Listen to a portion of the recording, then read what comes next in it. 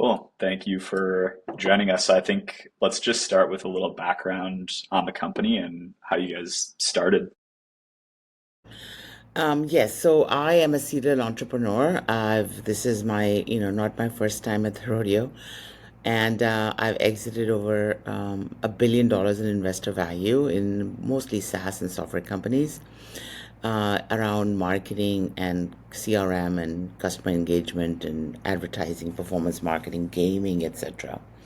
So I was doing and still am a company called Rewards Pay, which is in the payment space, payment and loyalty space. And I was talking to my original co-founder of my first company, Rubrik, which was in marketing, one of the pioneers in marketing automation, and we were talking about chat and how that's coming about and becoming a platform, replacing almost declining email, for customer interactions, and AI. His background is AI as well, and he had been to China and recently on to Hong Kong and seen how everybody uses WeChat for so many things. It's one giant chat app which does everything for you. And we thought that would be a good model that would maybe come to the US in some form.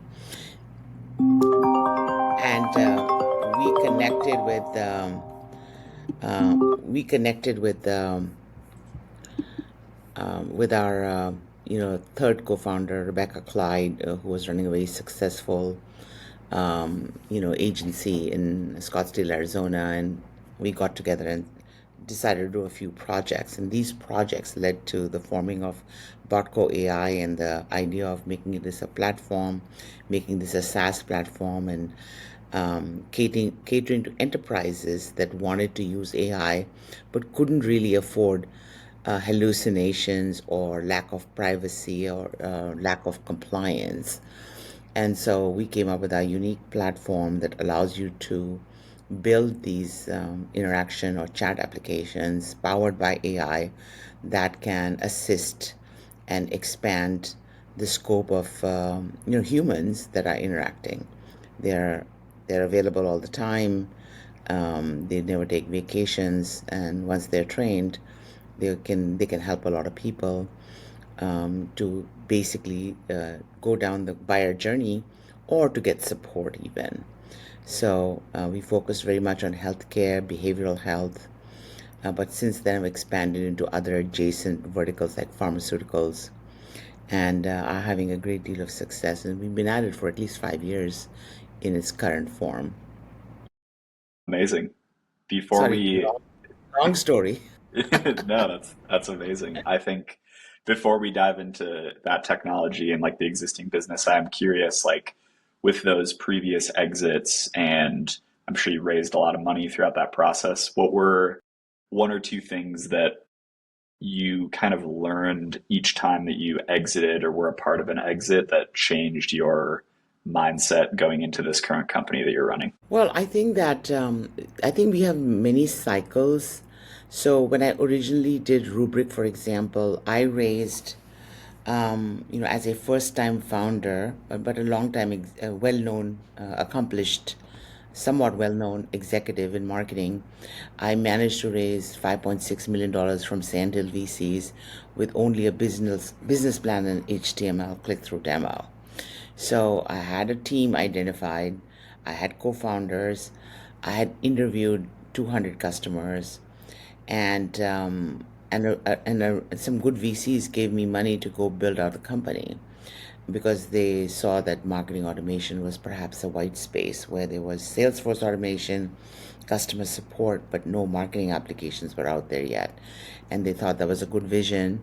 And the fact that I had talked to many of my peers, about 200 or so companies, and many of those executives had said if I created this, they would buy it, was the only proof point I had. Now, cut to now, and the starting of and that was basically for 2 3 companies that was I was able to do that, have an idea, do a little bit of work on it and go out and get money to build it.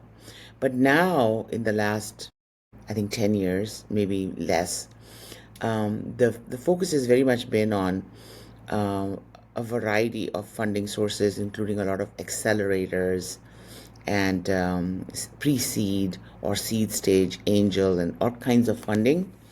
And instead of going straight to VCs, I think a lot of people take this other path, or they're required to take this path.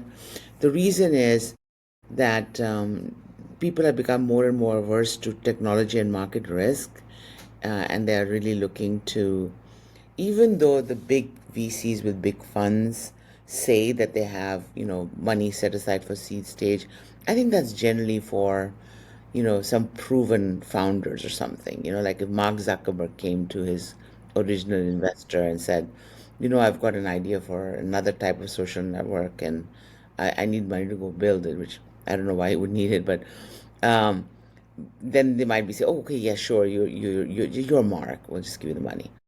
But I think for most people, it'll be like, hey, show me the product. Like you figure out a way to build a product, and that's why you need the angel and the accelerator and all these people. Because people they expect you to have some MVP ready and out in the market, and some people loving using the product. I think that's when you're ready for some sort of early stage VC. But before that, you have to do angel. So angel or accelerators or corporate VCs or something. So I think it's become like a different cadence of fundraising. The second thing right now that's become popular is tiny teams. So people are loving the story when you have like 10 people and you're doing 50 million in revenue, and they're like, hey, take some money from us. And we're like, no, we're doing 50 million in revenue and we're profitable. Why would we take money from you? And so that's, so the people are very proud of the fact that I have 16 people, I have 20 people. And that did happen before, but was rather a little bit more rare. Like, for you remember, Instagram was just, or WhatsApp. WhatsApp was So just what, 48 people and valued at billions of dollars before they got acquired, right? Just because of the virality of their growth. But anyway, I think tiny teams are back.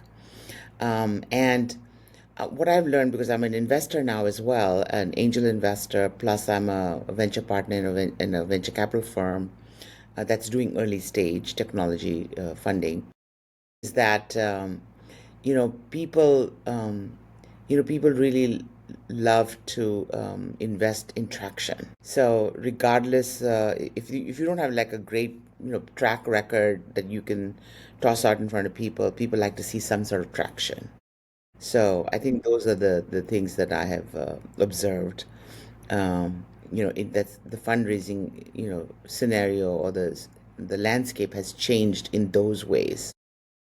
very interesting. Great insights for sure. I'm curious now as we move kind of back to like Botco. Why don't you walk me through the technology a little bit more and like why you guys stand out compared to some of the competitors in the space? Because I've, after doing so many interviews with so many SaaS platforms and AI powered technology, like there's a huge disconnect for non-technical people in the industry who oftentimes might be your customers, where the hype of like AI and AI agents doesn't necessarily match the capabilities. Um, Hmm. but I think I'm just curious to hear like how your technology is working and how it's kind of different. Sure. So there's a lot of companies that are building chatbots out there. There's a lot of companies that are AIs for whatever, financial services, or and they've been around for a little bit longer than us even. So you wonder, did they build their own LLMs, which is such a waste in today's environment, because you have people that are very good at LM, you have LLMs that are available, and so better to leverage those. So our focus, and again, we didn't get here from day one, but we certainly it's worked very well for us. And I would say in the last 3 or 4 years, is that we don't waste our time redoing the work that people have spent $10 billion or even like DeepSeek $6 million in building an LLM, right? Our job is to have a platform that allows you to build something useful that an enterprise can use. So whether it's workflow, whether it's agents, whether it is you know um, a good interface that matches your website, all of those things. So you need a platform to quickly put this together, and then you need so we focused on enterprises and we focused on healthcare or quasi healthcare enterprises, behavioral health being one of them. and healthcare, general healthcare, and pharmaceuticals and clinical trials and all those things. So we did focus on those, but we focused on, oh, even senior living is another one, or home healthcare. And really, what we wanted to do is we worked on the revenue side of the equation.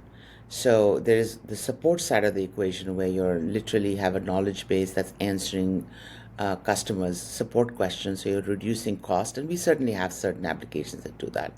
But there's another type of application where you are looking at a referral code, which is where did this person come from? Which keyword did they respond to? So, what kind of interaction? How do I begin this interaction with them? Because they came from a Google search word for senior living for parents, and they came to my website through that keyword. And so, I'm going to start a conversation that way, assuming they're looking for their parent. And I'm not going to waste my time saying hi, hello. I'm going to say, here is the information. What else can I give you? You need a floor plan. You want to know what the menu is. And so we're taking them in this. So we're focused very much on the buyer journey and answering people's questions and getting them to a point where they're making an appointment, they're buying something, or they have enough information to make a decision and they're making an appointment to come in and say maybe tour a facility, right? Or it's a new OTC drug, or a prescription drug even, and they're trying to find out if it's right for them, and they're landing up at the right doctor to prescribe, or a coupon to go buy it on Amazon because now their questions are answered about whether this OTC drug has side effects or not, based on their personal condition. So it's all about that buyer journey. And so it's, I would say, more marketing oriented, revenue oriented side of chat that we focus on. Our platform, actually is there just to ensure that you are using, it's a fine tuned model to ensure that we are working with the right LLM for the right subject matter and not allowing hallucinations. So enterprises can't afford, drug companies, companies cannot afford for you to be diagnosing people with the wrong things and suggesting stuff that is dangerous. So we have to ensure that. So, and then there's also privacy and other regulations and compliance that not only does an enterprise need to ensure, but they also need to prove that they did that, right? So, how are you treating privacy data, and how is, are you masking things? Are you HIPAA compliant? Are you treating healthcare data confidentially? Do you have SOC 2, level 2? So all of that compliance, AI guardrails, using the best LLM, fine tuning models, and then laser focused on certain key applications, industry segments. That's, I think, how we differentiate ourselves. Okay, nice. Some of the early customers that you bring on, or even just kind of where you are now, like walk me through some of the key partnerships, whether it's just an overview of the industry or specific customers that you're able to mention that you're working with right now. Well, we work with a lot of customers, and a lot of them are on our website, so you can easily check them out. But we do work with multiple huge senior living, like Carlton Senior Living, for example. It's a bit of a high-end California-based senior living. We work with them on two things. One is on answering questions about all their facilities and making it easy for people to get into one of their facilities to make sure that it's right for them, which is what I call the revenue producing side of it. And then also HR, because a lot of these memory care and other facilities, they need to make sure that they are well staffed. So they're always recruiting. So we have HR as well, and we use two channels. We use chat, web chat, plus plus SMS. So, a typical scenario may be somebody inquiring about, a senior living for a 55 plus in a particular area in Southern or Northern California. And then, looking at the floor plan, looking at the thing, coming in for a visit, making sure they fit in, they like the activities, they like the look of it. And then, they need assistance, maybe memory care or something, or other help down the line. And so our client is also constantly recruiting and finding the right staff to meet the needs. And so we're working on HR application where we're taking in applications, telling people about the company, about benefits, um, looking at their resume and asking them the right questions and then getting them in front of the right hiring manager. So both of these things are done by AI, by chat, and it fulfills a lot of functionality for speeding up and really helping them hire the right people and also helping potential customers find them and then get in and make a decision in their favor. Okay. So that's Nice. that's typically that's one. We're working with another company. It's a pharmaceutical company that, in fact, only they talk about it. We don't. Um, and they basically have an OTC, a very big OT over the counter drug, and they're on many channels, social channels, etc., launching this drug, this OTC medicine, and then people are being able to find out about it and ask their questions about, should I use this? Is this good for me? This is the condition that I have, or I used it and guess what? I got a rash. And so, how do we report that? That's called an adverse event. How do we make sure that that's reported to the FDA? There's an agent that does that. And it's all recorded. And then all of the data, of course, in this case, it's not so much HIPAA requirement as much as privacy. So the fact that you have this condition cannot be revealed to anybody through any of our systems, and our clients, who's a Fortune 50, company, cannot be revealed to. So it has to meet their standards of controls, and that was a lot of work, by the way, to put that in place. I'm sure, And yeah. The yes, security yes, protocols for that large of yes. a company, making sure that it's like consistent across every use case. Yes, and so it's really good because not only do you have all these back-end security, protocols and guardrails, because you cannot give the wrong information.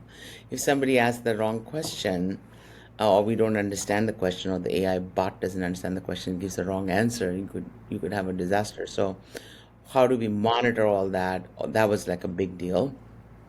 If you'll notice, many pharma applications chats are very button based, like you can't really ask free form questions. But with all of the guardrails and the technology that we have to prevent that, we are able to let people ask free form questions about this particular medication or the particular condition that this medication addresses. And so, yeah, those are fun. They're very big projects, even though the launch may only last 6 to 8 months, but it takes many months to get it ready and to get there, and to see it having such great engagement is really good in picking up all the insights. So we have a very good analytics dashboard that will pick up, the most commonly asked questions, the most commonly done thing, time of the day, when the most inquiries are coming, and what people are concerned about, and how many adverse events were reported. It's all captured and displayed in a very beautiful dashboard. So our client likes that as well. So it's not just like technology that's useful to make the business more efficient. You can actually track it to specific business impact, whether it's like Yes. revenue creation or the Mhm. compliance and risk component. Yeah. Daily, yes. Every day, it's like, oh well, how many coupons did people take? How many people took that quiz that I asked them to take, and what did I learn from it? Or how many people made appointments with my behavioral therapist? And how much revenue did you produce for me this month? Our clients look at that, to justify the cost of the SaaS service. Last couple questions I have, like I'm curious with obviously very successful stage that you're at right now, but what is the goal for the next year or two where you see the company going and what's kind of the vision that you have for it? Well, we recently became very close to break even. So now we want to really, focus on scaling the business. So that's just all pure gravy for us, right? Because we're meeting our break evens already close to it. So we're really interested in ramping up our customer acquisition now. We're confident that our technology is there now, having vetted with some good customers. We're looking for some more adjacent verticals to get into. We're having recently a lot of luck with city services. So, as you know, somewhat timely, There is a budget, somehow there's a budget crunch, not only in the federal government, but in all the state governments as well. We're going through that cycle where the people are reducing, they have to reduce costs. Schools have to reduce costs, cities have to reduce costs, towns have to reduce costs. And so we think our AI agents that are well trained can really go a long way in engaging with the city residents, city services with city residents, and also increasing revenue for them. So we're working with several major states where, for example, we have an AI chat application that sits on their website that helps people find out exactly what license they need to open a business in that state or that city, and how much does it cost to make the payment, and so on and so forth. So this was usually a very daunting, bunch of information where you were trying to talk to someone or you were trying to read it up on 1,200 pages on our website. It even applies to things like trash. Some cities handle trash collection. So we have a trash bot, for example, that tells you, what is the recycling. In this city you can, glass can be recycled. This city cannot. Why didn't your garbage get picked up? What happened? And how can you order a new garbage can? And what will it cost to do X, to take a big thing out, and all this stuff, right?